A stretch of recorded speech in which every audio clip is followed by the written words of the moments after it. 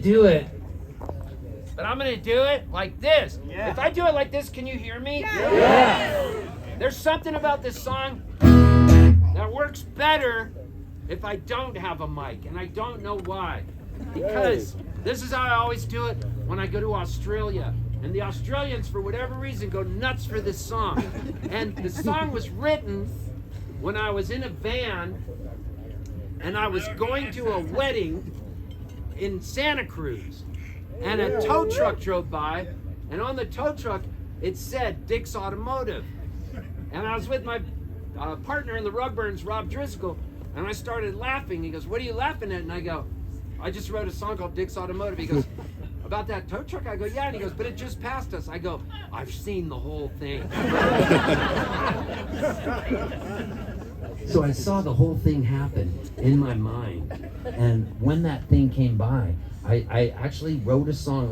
It was one of the few times this has ever happened to me where the whole song was written in 5 seconds. And then weird miracle, weird strange shit happened after that. Everywhere we went, people would go, "Dick's Automotive!" The Rugburns could not play a show. If we didn't do Dick's Automotive, oh my God, it would be like Barry Manilow not doing Copacabana.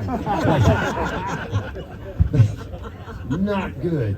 So every show we had to do it, and I was like getting tired of singing the song. And I had written a song that got on the soundtrack to this movie Notting Hill in the future, but I had just written it when I was in the Rugburns, and the song was a really soft song called I Love Everything About You. Just a beautiful song. A lot of people got married to it. And so I was doing that song. I was like, and these are Rugburns fans, right? And I had just written this song, and this song pissed the audience off, I guess, because they were like, "What the? Why?" But the song meant so much to me, and it just seemed beautiful. And so you can't help what you write. The heart wants what the heart wants in a song. And I'll always write one weird song, one this song, one that. But here's the goal. Here's what we're talking about. I'm sorry that I'm chatty. These guys gave me a cup of coffee. And so, anyways, I'm teaching a songwriting workshop August 26th to the 29th in Woodstock, New York. A place called Big Indian Resort. It's beautiful.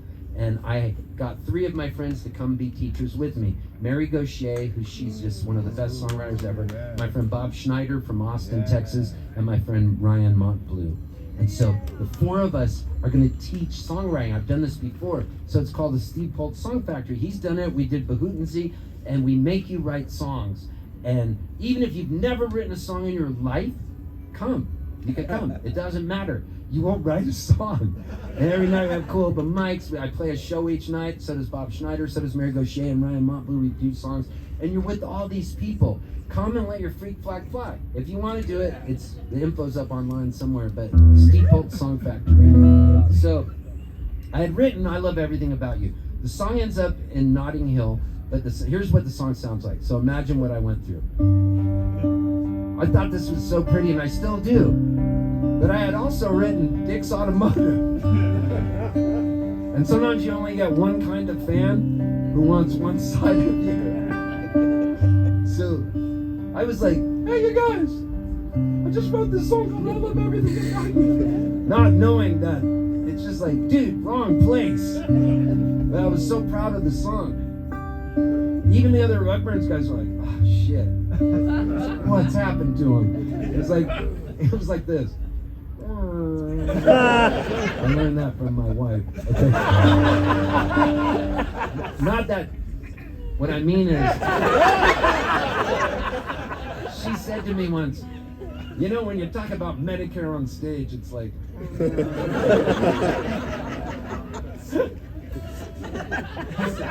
So here I am playing I Love Everything About You to these guys. I love everything about you. I love the way you comb your hair. And I love the way you sashay in the room. Your perfume lingers in the air. I love everything about you.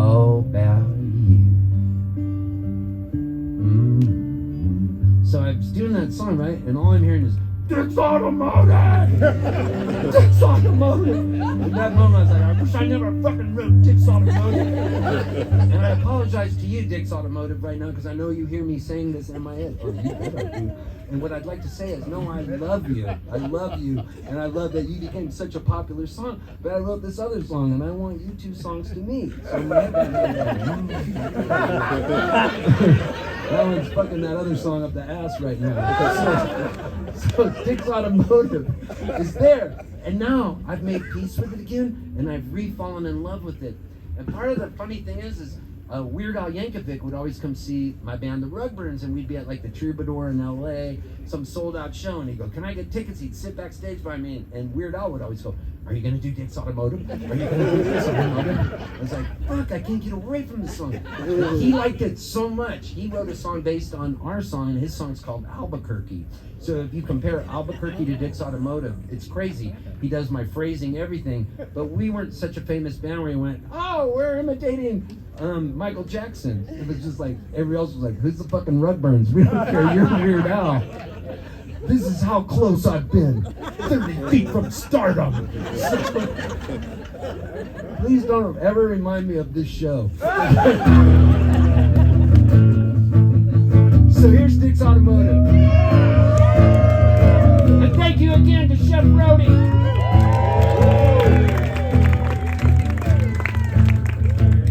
John was living in Ocean Beach, California with his girlfriend Jewel. When he decided one day, hey Jewel, let's move up north to Northern California where the air is clear and the skies are blue. They have more traditional family values.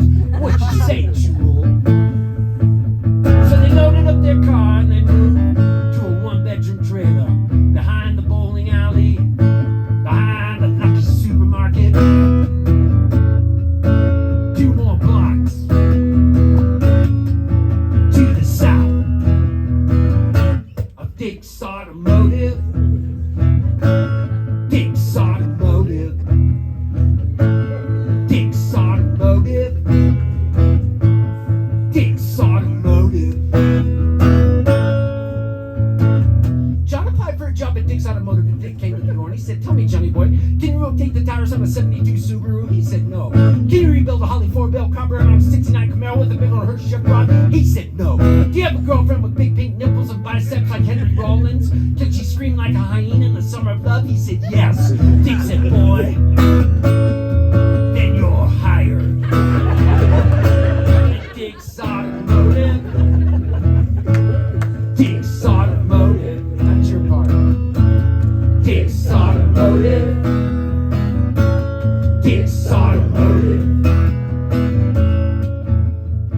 John learned all the necessary tools of the trade. He learned how to rebuild a Holly 4-bell carburetor on a 69 Camaro with a big old Hershey Chevron. Learned how to bondo up the side of a 72 Pinto. Learned how to rotate the tires on a 72 Subaru. Dick gave him his service stripes. One day he said, there's a little old lady and her car's broken down near the Byantine Winery in the Santa Cruz Mountains.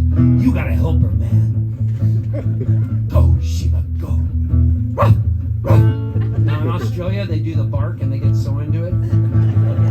Go, Shiva, go. Ruff, ruff. Go, Shiva, go. Ruff, ruff. Go, Shiva, go. Ruff, ruff. Go, Shiva, go. Ruff, ruff.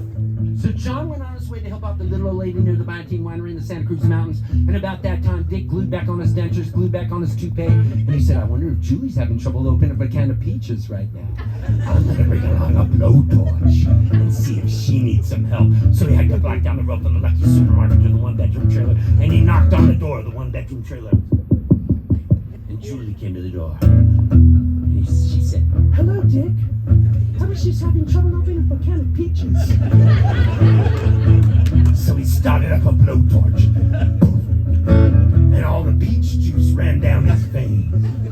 And she poured it into the Tupperware that her mother used to sell in Ocean Beach, California. And he said, hey, babe, we're going on a picnic.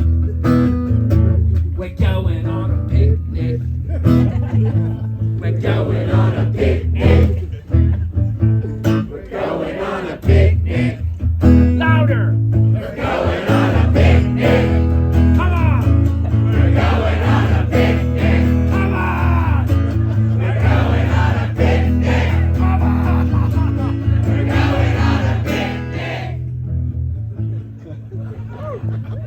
So about that time, Dick drove Julie up to the middle of the forest. And he tied her up to a tree and he gave her 56 and a half hits of brown acid he had left over from Woodstock. And about that time, there was a mommy deer walking through the forest with the baby deer. And he said, "Oh, come here, little deer, I have some food for you." And he opened up one of Julie's palms. He poured in some granola and some strychnine. And the mommy deer said to the baby deer, "I better eat it first because it could be poisonous." But really, the mommy deer was a glutton and wanted all the granola. You see why Weird Al had to change all the words? See, I Poltzerized this shit.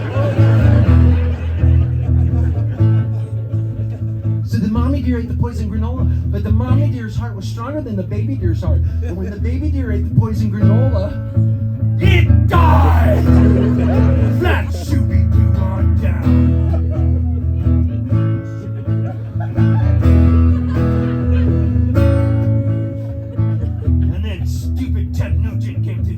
With a bow and arrow, shot the mommy deer dead.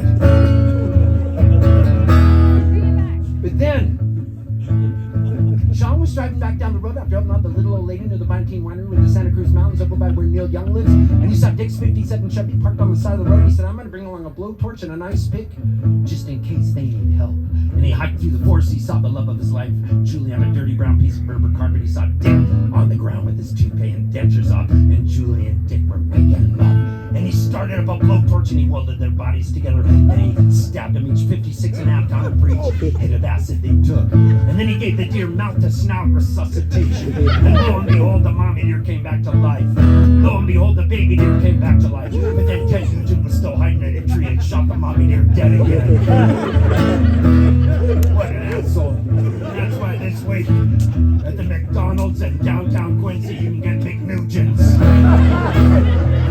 for $1.49. You see why my dad didn't brag about this shit? And he said, "Mommy deer, dead. Baby deer, alive. Mommy deer, dead. Baby deer, alive. Mommy deer, dead. Baby deer, alive.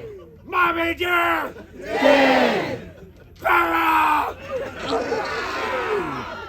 Ah! Dick's automotive. Dick's automotive. So college DJs used to play this song because they could go take a shit during it because it was so long. I had more college DJs come up and go, "That's the best shit-taking song." And so we're getting played a lot on this station called K-Otter in the Central Coast. And this song would get played and all the DJs loved it, but this one woman was so mad about the lyrics of the song. She said, "If you play this again, I'm going to drive my car through the front door of your radio station." And the DJ played it again. Sure enough, 10 minutes later, she drove through the front door and destroyed the front door. She didn't kill anyone. She got injured. They had to tow the car away. And then they had to have a meeting and they went, "I don't think we can play Dick's Automotive." Oh, you think? But now they play the Weird Al version, Albuquerque. Dick's Automotive, come on. Dick's Automotive, come on. Dick's Automotive. There was a man, and this man had a dream. This man had a dream to build something in the desert. And he got involved in a little festival called High Sierra Music Festival. This man had a vision and guts. And he went through many changes with partners. And last year we lost our beloved Roy Carter. God bless him, we loved him so much. And this festival was gonna die. And this man said, "I'm not gonna let it die." One person left in the field all alone. And he said, "If you build it, they will come." And he got worried. He thought it wasn't gonna happen. But this man, full of vision and guts, made the dream come true for all of us. And as I stand here on this mountain testifying on a Friday night at the Chef Rody Bitchin Kitchen Show in honor of the great Chef Larry. Who, God bless him, I love so much. I gotta say, this man who kept this festival alive is here right now. Stand up, please. Please stand up, Dave Margulies. God bless you, brother. This is my favorite fucking ice cream. This is my favorite. Come on. This is my favorite. Say this is my favorite. Let me hear you. This is my favorite. This is my favorite. Dick's Automotive. Dick's Automotive. Come on. Dick's Automotive. Dick's Automotive. Come up here.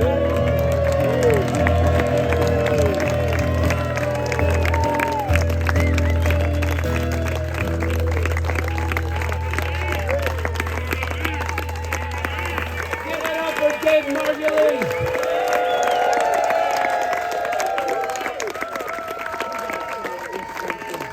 You gotta say something. Well, I got a text from a dear friend of mine who's here, and he didn't know I was here, and he texted me, he's like, I'm at Steve Poltz, best show of the weekend.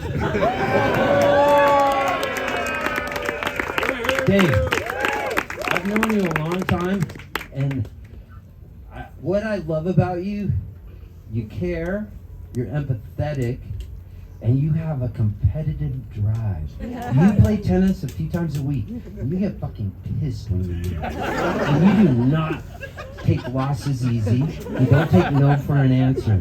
You're stubborn as a mule, and that's the only reason we're standing here, because of your competitive edge, and also your kindness, and also your brilliant vision of going, you know what? I'm not going to hire a $250,000 act. I can't. We're about to go out of business, but we're still going to pull it off. And it's going to be fucking awesome because it's always been about the music.